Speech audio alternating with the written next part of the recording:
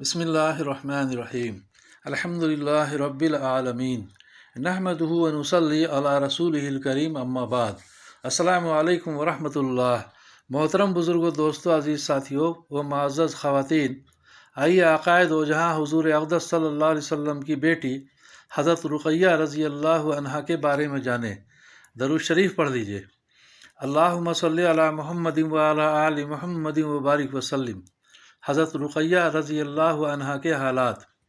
حضور صلی اللہ علیہ وسلم کی دوسری صاحبزادی حضرت رقیہ رضی اللہ عنہا تھیں، جو اپنی بہن حضرت زینب رضی اللہ عنہا سے 3 برس بعد پیدا ہوئیں، جبکہ حضور صلی اللہ علیہ وسلم کی عمر شریف 33 کی تھی، اور بعضوں نے حضرت رقیہ رضی اللہ عنہا کو حضرت زینب رضی اللہ عنہا سے بڑا بتایا ہے، لیکن صحیح یہی ہے کہ یہ حضرت زینب رضی اللہ عنہا سے چھوٹی تھیں۔ حضور صلی اللہ علیہ وسلم کے چچا ابو لہب کے بیٹے عتبہ سے نکاح ہوا تھا۔ جب سورہ تبت یدا نازل ہوئی تو ابو لہب نے ان سے اور ان کے دوسرے بھائی عتیبہ سے، جس کے نکاح میں حضور صلی اللہ علیہ وسلم کی تیسری صاحبزادی حضرت ام کلثوم رضی اللہ عنہا تھیں، یہ کہا کہ میری ملاقات تم دونوں سے حرام ہے اگر تم محمد صلی اللہ علیہ وسلم کی بیٹیوں کو طلاق نہ دے دو۔ اس پر دونوں نے طلاق دے دی۔ یہ دونوں نکاح بچپن میں ہوئے تھے، رخصتی کی نوبت بھی نہیں آئی تھی۔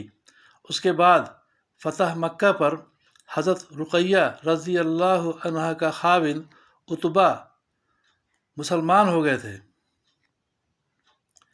مگر بیوی کو پہلے ہی طلاق دے چکے تھے، اور حضرت رقیہ رضی اللہ عنہا کا نکاح حضرت عثمان رضی اللہ عنہ سے عرصہ ہو چکا تھا۔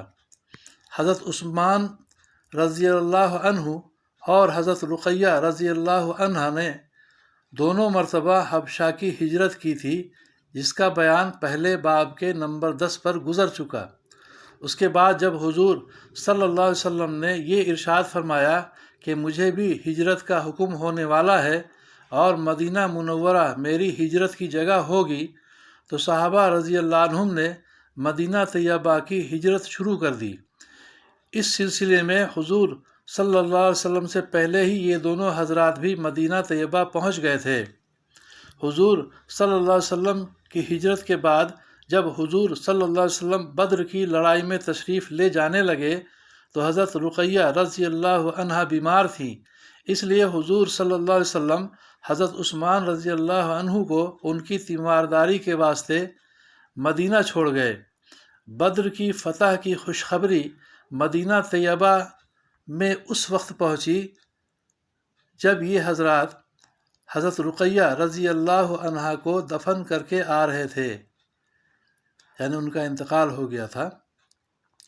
اسی وجہ سے حضور اقدس صلی اللہ علیہ وسلم ان کے دفن میں شرکت نہ فرما سکے۔ حضرت رقیہ رضی اللہ عنہا کے پہلے خاوند کے یہاں رخصتی بھی نہیں ہو سکی تو اولاد کا کیا ذکر۔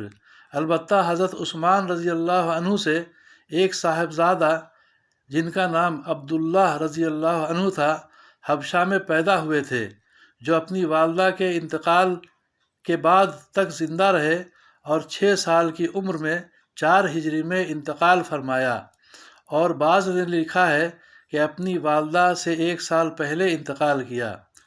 ان کے علاوہ کوئی اور اولاد حضرت رقیہ رضی اللہ عنہا سے نہیں ہوئی۔ وآخر دعوانا والحمد للہ رب العالمین۔